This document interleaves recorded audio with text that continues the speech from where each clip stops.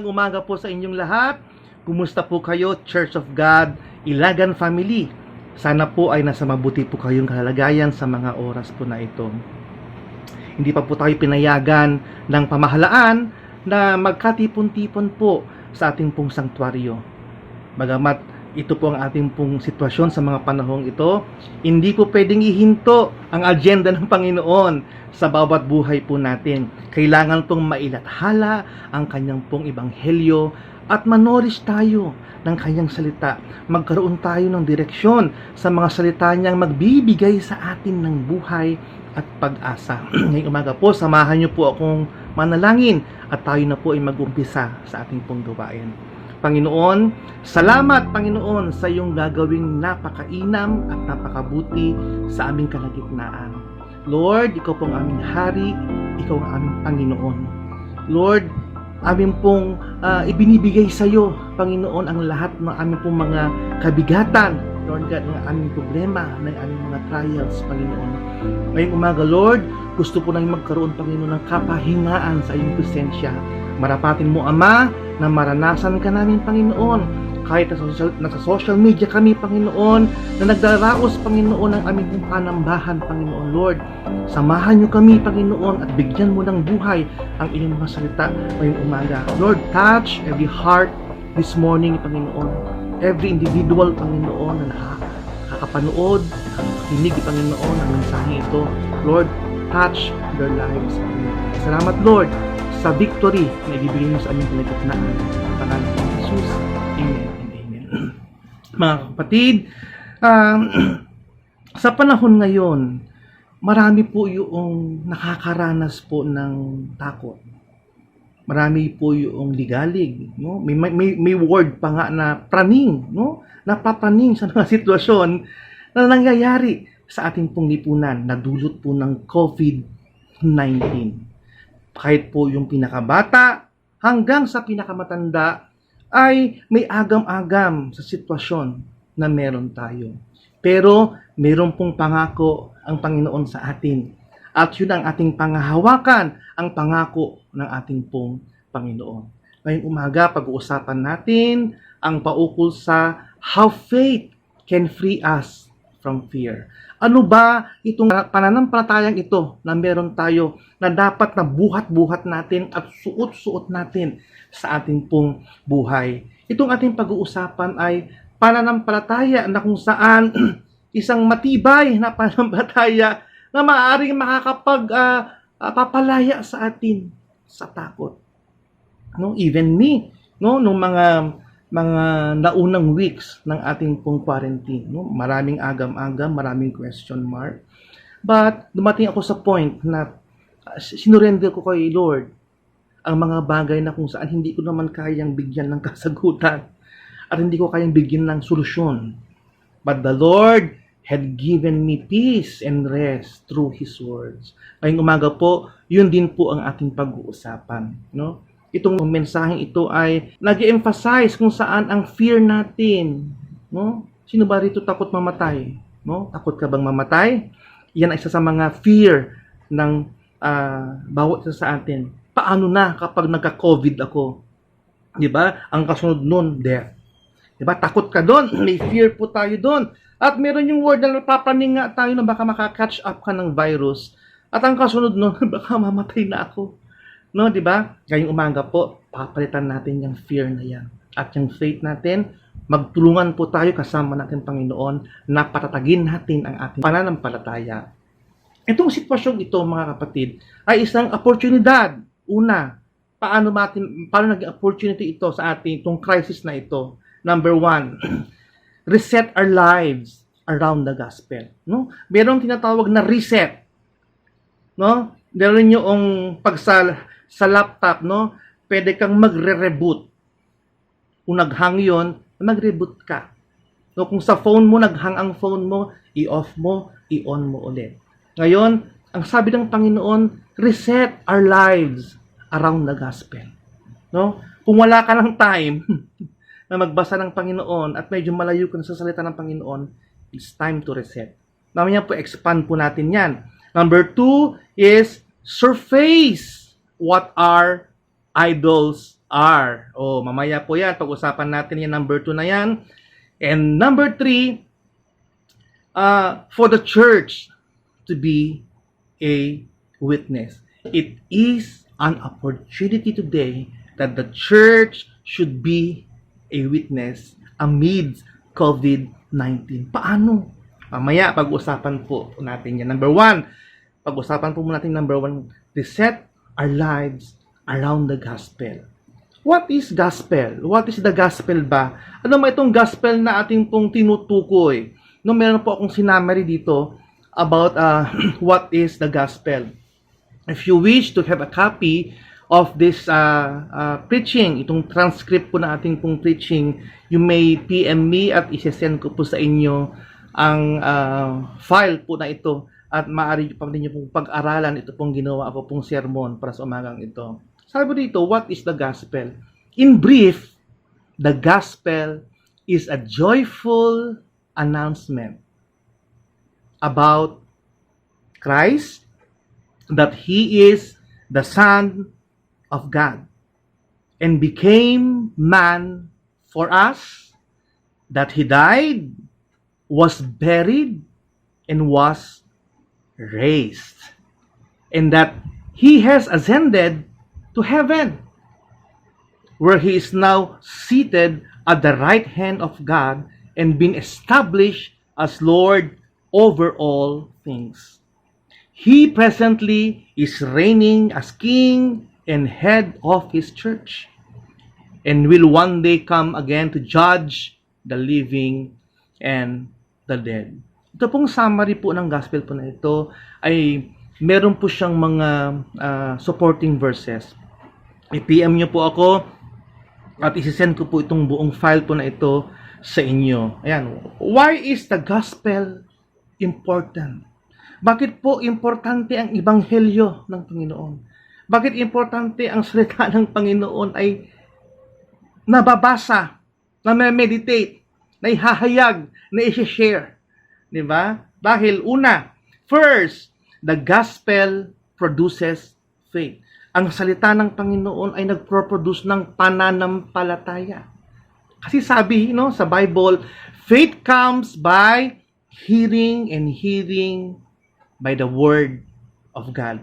Kapag lagi mo itong napapakinggan, naririnig, nababasa, na-encounter mo ang salita ng Panginoon, nagproproduce ito ng faith.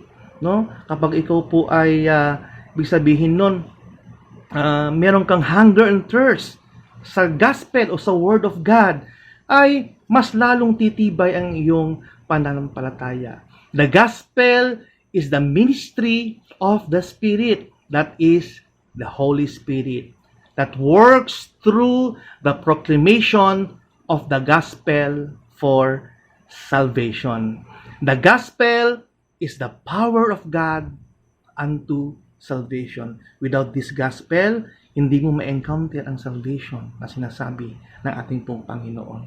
Once you encounter the gospel, salvation comes. And faith ay tatatag. May encounter mo ang faith mo. At ang faith na ito naka-anchored sa Word of God. Naka-angkla sa ating pong Panginoong Hesus Kristo.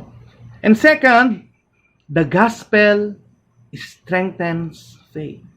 Diba? Meron ka ng pananampalataya.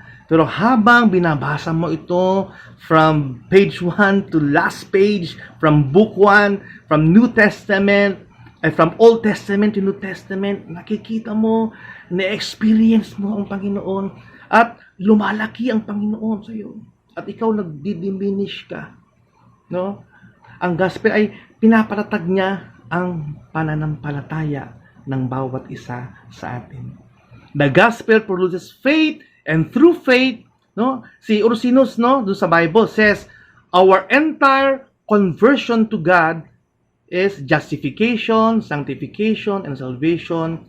For through faith, we receive Christ with all His benefits for both justification and sanctification. Nasa 2 Corinthians chapter 3, verse 18 po itong aking pong binabanggit.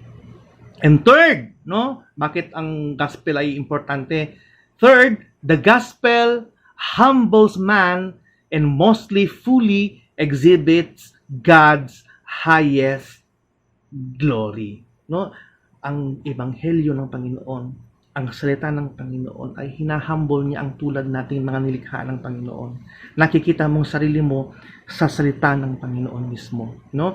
Nakikita mo doon na kapag nabasa mo ang kanyang salita, marirealize mo yung shortcomings mo, that we are nothing without our God. Hindi lang po i-humble tayo, kung hindi na-exhibit yung God's highest glory. Parang siya lang ang bida. Hindi tayo ang bida, ang Panginoon ang bida sa lahat ng ating pong Christian journey. God chiefly designed the gospel to display before sinful men that the glory of God which shines in the face of Christ. And 2 Corinthians 4:6 po yon, no? Yung ating pong binabanggit ko pong mga words po na yan ay nasa 2 Corinthians 4:6. Gospel that will be honored with the accompanying influence of the Holy Spirit. No, the Holy Spirit will dictate, will teach us to understand the Word of God, the Gospel. Ayan. The Gospel is consistent with God's character. Consistent palagi yan. Kung anong sinasabi niya kay Jesus, consistent yan. No? Sa yung Gospel, kung anong character niya, sinasabi niya yan. Ang salita ng Panginoon, parehas yan. Kaya, yan kung bakit importante ang Gospel. Ayan. The preaching of the Gospel guards and exalts the glory of God. No? Kapag napipreach po yung Ebanghelyo, no? Ito po ay binabantayan niya at itinataas niya ang glory ng ating pong Panginoon. The Gospel yields all glory to God alone and condemns the glory, wisdom, and the righteousness of all men. Sabi ko nga sa iyo, hindi tayo ang bida, ang Panginoon ang bida, ang glory ay para po sa ating pong Panginoon. No man, no? Sabi nga po ni Martin Luther, nire-remind niya tayo sa kanyang mga salita na can attribute too much glory, goodness, grace, mercy, and kindness unto God in Christ. Ayan, di ba? Na-attribute po yung likeness ng ating Panginoon. If we read the Gospel, if we read His words, mas nakikilala po natin ng malalim ang ating pong Panginoon. Ayan, number 1 po yun, no? Yung ating pong pinag-usapan po kanina, reset our lives around the Gospel. Kung medyo po napahiwalay po tayo sa salita ng Panginoon, medyo po may alikabok na po ang Bible mo, or hindi mo na bubuksan ang iyong electronic Bible, it's time to reset yourselves, reset your mind, reset your hearts, and open your Bible. Read His precepts, read His instructions. We need to reset sa gospel niya, sa salita niya, sa promise niya. Why? Kasi medyo bumaba yung faith natin nung time na ito. Medyo nagkaroon tayo ng fear itong mga time na ito. Balikan natin yung sinasabi ng Panginoon sa kanyang pong mga promises, sa kanyang pong salita. Number 2, surface what our idols are. Oh, medyo mabigat po itong pag-uusapan natin. Medyo mag-check tayo ngayon, no? Mag-evaluate tayo ng heart natin. Baka naman may mga idols po tayo, no? It doesn't necessarily mean na pag sinabing idols, alam po ninyo, no?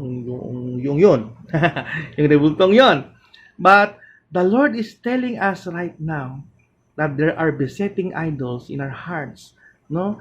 That diminishes our worship to God. Yung mga idols na ito na binibigyan natin ng mas laking pansin at importansya, at medyo lumiliit ang Panginoon sa buhay mo. Ang mga idols na ito ang ating pong pinapansin. Isa-isahin po natin to, medyo 10 po ito itong po nailista ko po rito na mga maaring mag-surface sa heart po natin. Itong mga idols po na ito. Check po natin ang number 1. But before that, no, nung time po ni Ezekiel, no, doon sa isa po siyang prophet. Pumunta sa kanya ang mga Israelita na mga elders, no? Sabi po sa Ezekiel chapter 14 verse 1 to 8. Sabi rito, we aren't told why they came to Ezekiel because God cut them off from speaking and making their requests. God immediately told Ezekiel that he would not entertain their request because they had set up idols in their hearts. They had separated themselves from God through these idols. Dumating po sa punto ang mga Israel, ang mga Israelita, no, na nagsumamba po sila ng Diyos-Diyosan. Hindi lamang po yun, they have set idols mismo sa heart nila. Ayan. Besides not being told what their request to God would have been, we are not told what their particular idols were. No? Di sinabi ni Lord yun Nasa heart, sabi ni Lord dun sa binasa natin kanina. But God said that the idols in their hearts were a stumbling block to themselves and to others of Israel. Remember this, brethren, that every idols that we have in our heart is a stumbling block in the presence, for the presence of God to be present in us. No? Medyo delikado po ang mga idols po na yan. Pag-usapan po natin, ano ba ito mga ito? Number 1 po, pride. Marami po yan, pride. Hindi po ito yung panglaba ha. Pride. No? Sabi po sa Isaiah chapter 2 verse 11, the lofty looks of man shall be humbled, and the haughtiness of men shall be bowed down, and the Lord alone shall be exalted on that day. Darating ang panahon na yung proudness, ang pride ng tao, yung pagmamataas ng tao, ay ibababa ng Panginoon yan. At ang ma-exalt lang ay ang ating pong Panginoon. Yan, no? Siguro meron po tayong na-encounter na mga proud people, no? Every day sa ating pong pakikisalamuha, or even inside our family. Pwede rin nasa church yan. Pwedeng kapitbahay mo itong mga taong mataas ang pride sa buhay niya. At pwedeng ikaw yan. Pwedeng ako yan. No? Oh, God forbids. Sana wala po tayo pong itong idols po na ito. Because these are stumbling block sa ating pong pagsamba, sa ating pong faith, sa ating pong Panginoon. Number 2, ito medyo maselan po ito. Last. No? Basahin ko po sa Matthew chapter 5, verse 27 to 28. You have heard that it was said by them of old time, thou shalt not commit adultery. But I say unto you that whosoever look at on a woman to lust after her had committed adultery with her already in his mind. No? Sinabi po ni Jesus yan. Si Jesus po ang nagsasabi po yan. Sinabi po niya na sa Ten Commandments, no, thou shalt not commit adultery, no, sa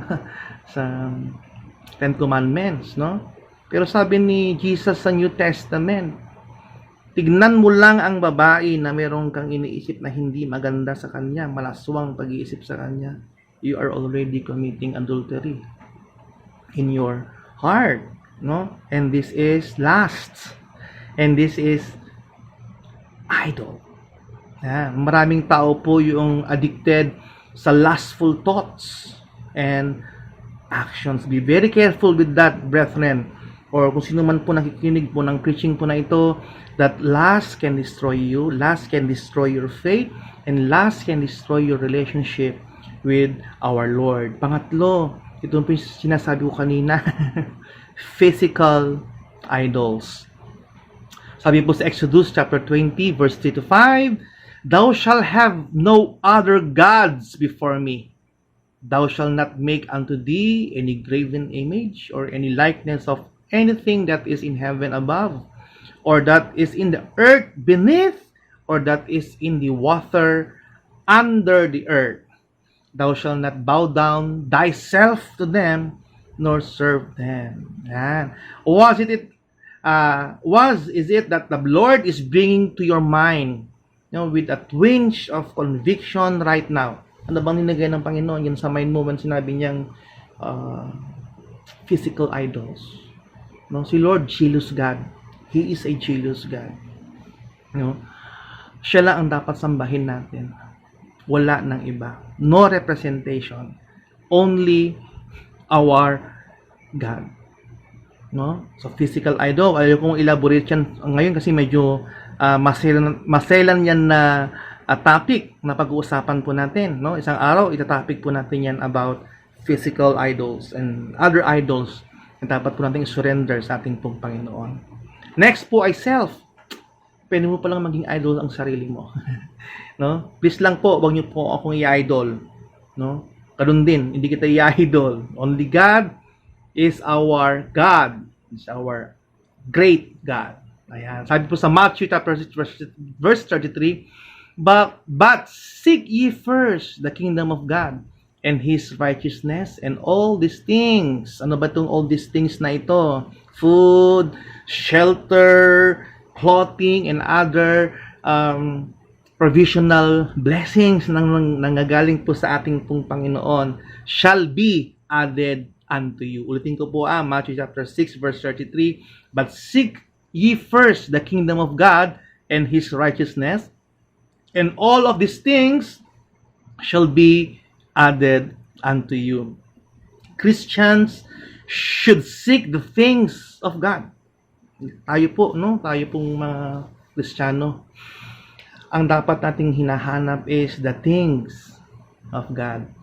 No? Place their desires and affections on things outside this world. Ito yung mga taong para bang hindi mabubuhay, no, kapag wala ang mundo na ito, ang ino-offer ng mundong ito. Pero maliwanag ang salita ng Panginoon, no? Seek ye first the kingdom of God and His righteousness, and all these things, everything shall be added unto you. Maybe this is material, but most of all, this is eternal. Itong all these things po na ito. I believe so. Itong material blessings are just bonus para po sa atin. And next, entertainment. Ayan, no? Marami po nahuhook up sa mga teleseries, sa Netflix. Ayan. Sino ba to? Sino ba ang may Netflix account na katulad ko na hindi ko na po pinapanood at nag-expire na po siya, no? Netflix. Pinagpupuyatan po natin ng mga pinapanood natin na medyo, hindi lang medyo, no? Wala nang panahon kay Lord. Yun na lang ating inatupag, ang manood, entertainment, social media, no? Mga movies, mga Korean movies, no? Mga ML, mga too much na pag love sa self, no? Minsan itong entertainment na ito nakakasira ng mga schedules po natin. And next, we have these rules. Ano ba itong mga rules na to? No? Sabi sa Mark chapter 7, verse 8, verse 9, and verse 13. Sabi dito, for laying aside the commandment of God, you hold the tradition of men as the washing of pots and cups, and many other such like things you do. And he said unto them, full well, you reject the commandment of God, that you may keep your own tradition, making the word of God of none effect through your tradition, which you have delivered, and many such like things to you. Ayan, no? Minsan, itong mga rules natin sa buhay natin, prinsipyo sa buhay, mga rules na kung saan mas importante itong mga prinsipyong ito, mas importante ang mga rules sa buhay natin, o naman mga sinusunod nating mga moral rules, mga community rules, o ano man rules na ito, na mas higit kaysa salita ng Panginoon. Para sa akin, no, ang salita ng Panginoon ay more than enough for us to have a disciplined life. Nasa Bible lahat yan If you want to be disciplined, if you want that your thoughts are right, no? Ang salita ng Panginoon, marami siyang ino-offer sa atin for us to have a holy living. So rules, be careful. Minsan, Kailangan kong i-follow ang rules na to eh. Ito ang sinabi. Minsan nagiging idols po natin yan. But be very careful na maging tradition na lang yan. At ang salita ng Panginoon ay wala ng power sa buhay mo. And then, next is religion. Totoo nga naman na walang relihiyon na makapagliligtas sa bawat isa sa atin. Only our relationship with God can save us. Sabi dito sa Matthew chapter 23 verse 27 to 31. Woe to you, teachers of the law and Pharisees, you hypocrites! You are like whitewashed tombs, which look beautiful on the outside, but on the inside are full of the bones of the dead and everything unclean. In the same way, on the outside, you appear to people as righteous, but on the inside, you are full of hypocrisy and wickedness. No? Kaya nga ito, minsan, mahirap ito. Kailangan po, walk the talk. No? Yung what you preach, kailangan mong gawin. Di ba? Medyo mahirap po itong part po na ito. Medyo itong Matthew chapter 23 verse 27 to 31, mabigat po ito na salita ng ating pong Panginoon. Please be very careful sa mga part po na ito. Especially po sa religion natin. Dapat po yung religion natin, kakakitaan tayo ng bunga. No? Bunga na nagmumula sa Panginoon. No? Fruit of the Holy Spirit. Kailangan magbunga ka ng tama. Magbunga ka ng maayos.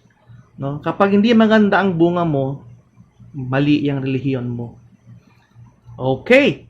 Next, we have the hatred and bitterness. Ayan, pwede nga maging idol po yan sa atin, sa buhay po natin. No?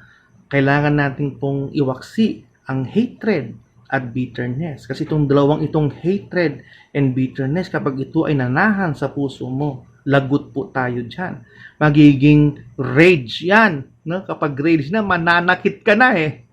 No? Itong hatred pa lang at bitterness, medyo hindi na okay to eh. Because nag-iisip ka ng hindi maganda sa kapwa mo. No? Sabi po sa Ephesians chapter 4 verse 26 to 27, in your anger, do not sin.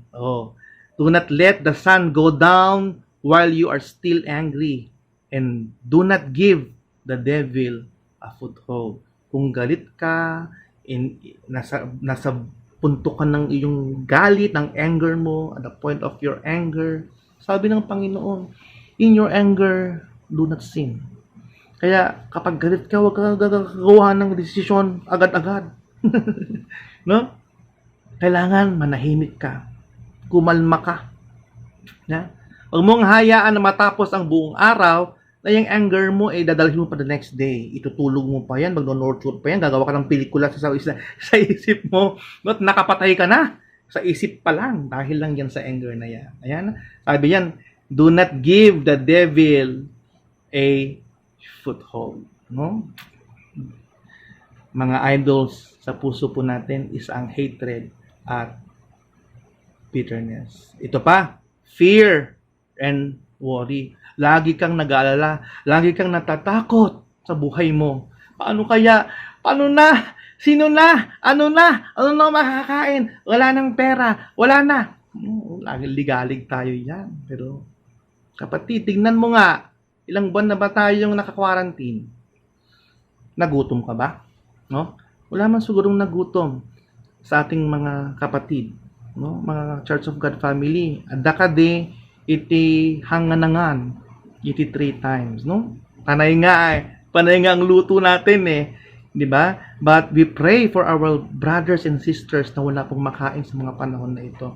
I believe so. God can use anything for them to be ma-extend ang help sa ating mga brothers and sisters. If we are able to help, if we are able to give, then we will help our brothers and sisters na wala pong makain sa mga panahon po na ito. Fear and worry. Yan, isa pong sa mga idols yan sa buhay po natin. In Philippians chapter 4 verse 6, sabi dito, be careful for nothing, but in everything by prayer and supplication. With thanksgiving, let your requests be made known unto God. O, may solusyon na yung fear and worry mo, kapatid. No? Pero sabi ni Lord, uy, be careful for nothing. But, sabi niya, in everything, by prayer and supplication. Hindi lang yun. May prayer na, may supplication pa, may thanksgiving pa. Kanino? Let your request be made known unto God. Una sa lahat, nahihingan mo ng tulong at ng help ang Panginoon. Naranasan ko po yan. Naranasan po ng family ko yan. Naranasan po namin wala. WWW. Pero hindi po nagkulang ang Panginoon. Grabe si Lord. Hindi ko po matarok, hindi ko po ma-explain kano ang ways niya. Until now, kita mo yung sa mata ko naman, di ba? Happy. Thank you, Lord. Wala na akong masabi kundi maraming salamat, Panginoon. Sa lahat. Sa lahat. Ayan. Fear and worry. Do not fear and do not worry. And next, world or mundo. Bakit naging idol ko ang mundo? Gustong-gusto ito ng mga kabataan eh. Yung ino-offer ng mundo, parami yan. Lalo sa social media, sa fashion, sa music, sa pananamit, sa mukha. Maraming enticement ang mundo na kung saan nakahook ang karamihan, especially our young people. No? In 1 John chapter 2 verse 15.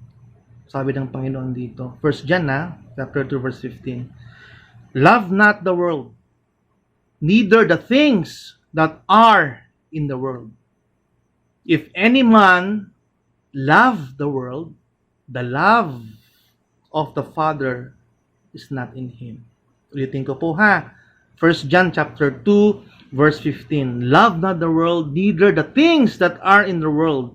If any man love the world, the love of the Father is not in him. Maliwanag po Ayan. Pero may formula po ang ating pong Panginoon sa removing ng mga idols na ito. At isinulat po ito ni Paul sa Colossians chapter 3 verse 1 to 3. Ang sabi po niya, since then, you have been raised with Christ. Set your hearts on things above, where Christ is seated, at the right hand of God. Set your minds on things above, not on earthly things. For you died, and your life is now hidden with Christ in God. Yan ang sabi ng Panginoon. Yan ang ating troubleshoot sa mga idols na meron tayo sa buhay natin. Meron yung sinasabi sa Panginoon. Set your hearts on things above, where Christ is seated at the right hand of God. Set your minds on things above, not on earthly things. Your heart and your mind should go together in focusing and setting above, kung saan po nandun po ating pong Panginoong Hesus Kristo. Yan. Pangatlo, for the church to be a witness. Napaka-importante po ang role po ng church. The church ba building? Hindi. We are the church. Kapag ang ating pong Panginoong Hesus Kristo ay nananahan sa inyo, Emmanuel, God is with us. We are the church. We are the body of church. And the church is often related to the bride. We are the bride. We are the church. Tayo po yung babalikan ng ating pong Panginoong Hesus Kristo. Kailangan po ang church ay to become a witness. A good witness sa buong sanlibutan. Kailangan po maging role model ang church. Tayo ang church, not the building.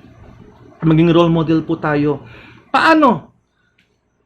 Paano maging witness ang church? Number 1, through worship. Paano ka sumamba? Saan ka sumasamba? No? Ang pagsama mo ba in spirit and in truth? Ayan, worship. Number 2, spiritual discipline. No, pag sinasabing spiritual discipline, do you have quiet time, meditation time, reading time, may Bible study ba, mayroon ba tayong dawn prayer, meron ka bang one-on-one kay Lord? Spiritual disciplines. Yan. Number 3, discipleship. No? Ikaw ba ay nagpapahubog? Gusto bang mahubog? No? Gusto bang lumalim sa pananampalataya sa Panginoon? Number 4, we have this fellowship. No? Kailangan natin ng fellowship. Kaya nga po, sa ngayon, dito muna ang fellowship natin sa virtual church. But we encourage you, brethren, na magkaroon po kayo ng fellowship inside your home. Ang bawat tahanan ay bahay, sambahan, bahay, palanginan. So, yan po ang ini-encourage namin nila Pastor Ramil, na ang bawat tahanan natin ay mag-ignite, mag-on fire, magkaroon po ng fellowship. Tawagin niyo po kami if you would like us to minister before your home, no? Siyempre with proper social distancing and proper acknowledging yung pong protocol ng world ng ating pong mga health advocates. Siyempre meron po tayong mask dyan and whatsoever. Call us or PM us, we could minister to you in prayer or Bible study sa mga susunod pong mga araw. And number 5, service. Itong service po na ito, malawak to. Service to mankind, service to the church, service to the widows, service to the poor, no? Service to your family. Itong service po na ito, nakaangkla palagi yan doon sa ebanghelyo ng Panginoon, sa gospel po ng Panginoon. And number 6, evangelism. Hindi po dapat mapuputol po ito. Ang paghahayag ng salita ng Panginoon, ang paghahasik ng binhi ng salita ng Panginoon, evangelism. Lahat po tayong born again na, lahat po tayong po nakakilala sa ating pong Panginoon ay meron pong mandate no, na mag-evangelize, ipakilala ang goodness ng ating pong Panginoon. Your life is more than enough na mag-evangelize. Ang nabagong buhay mo ni Kristo ay sapat na yan na makita nila ang ating Panginoon ay totoo. Ayan, yan yung ating pong purpose ng church. Yan yung kung bakit kailangan mag-witness ang Panginoon. No? Sabi po sa Colossians, ito yung purpose ng church. No? Colossians chapter 3 verse 16. Let the word of Christ dwell in you richly, teaching and admonishing one another in all wisdom, singing psalms and hymns and spiritual songs with thankfulness in your hearts to God. Ayan, no? But sa 1 Peter chapter 2, 9 to 10, ang ganda nito, but you are a chosen race, a royal priesthood, a holy nation, a people for His own possession, that you may proclaim the excellencies of Him who called you out of darkness into His marvelous light. Once you were not a people, but now you are God's people.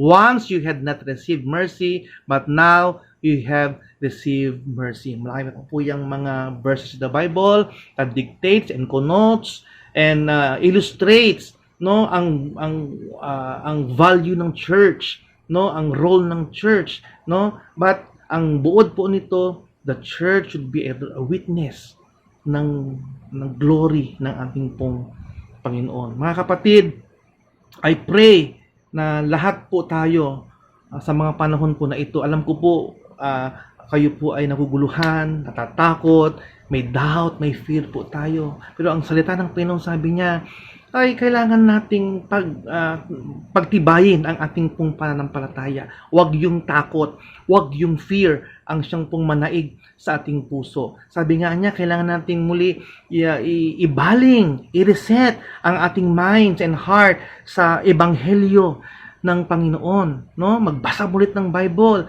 And then, mag-evaluate tayo ng heart natin. Kung meron ba diyang besetting sins, mga idols residing there, mga binagbibigyan natin ng importansya kaysa sa salita ng Panginoon, kaysa kay Lord. And then, as one church, let's all ignite, no?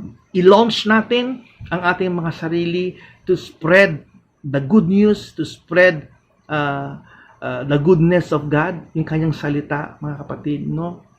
Sana po ay meron po kayong natutunan ngayong umaga sa simple lamang po na ating pong topic ngayong umaga, no? Itong time ng crisis na ito, no? All we need is to put our hope and our faith unto our God. Wala po tayong magagawa ang iba kundi ito lang, no? Sino bang may power diyan na kanya pong stop ang COVID-19? Wala po, di ba? Only God can stop that. But, ang isang pong step of faith po natin, let's put our hope and our faith unto our God. Mga kapatid, ito lang isang assurance na maaari po natin manghawakan sa salita ng Panginoon. We will all overcome. Kailangan ang mga Kristiyano, ang mga born again Christians ay overcomer. Bakit? Bakit kailangan po natin mag-overcome? Because we are more than conquerors. Ano ba? Yan ang sabi ng Panginoon. Kapatid, kung sa ngayon medyo lulugo-lugo ka, medyo nanghihina ka, nawa I pray na ang salita ng Panginoon ang magpapalakas sa iyo. Balikan mo ang kanyang salita, mag-evaluate ka, no? Isipin mo yung role mo as the church because Emmanuel, God is with us. God is with you. My brethren, Church of God, Ilangan family, praying for you a God-centered life. Sana po muli ay magkasama-sama tayo soon sa ating pong sanctuary because namimiss na namin po kayong lahat. Please look forward sa mga announcements po natin. No? Kami po ay gumagawa po ng mga group chats and other forms of informing each one of you na ma-feed po tayo ng salita ng Panginoon. Please do watch our spiritual manna every day. No? Kakaiba po ang nagbibigay po ng mga mensahe sa umaga. Pwede po natin yun pong kapulutan ng aral at maging meditation po natin sa buong maghapon. And some other forms na pwede po nating maihayag ang salita po ng ating Panginoon. Mga kapatid, miss na miss po namin kayo. Mahal na mahal po namin kayo. Lagi po kayo nasa panalangin po namin. Our desire is sana matapos na ito at magkasama-sama po muli tayo magpuri sa ating pong Panginoon. Maraming salamat po sa inyong pong pakikinig. God be with all of us.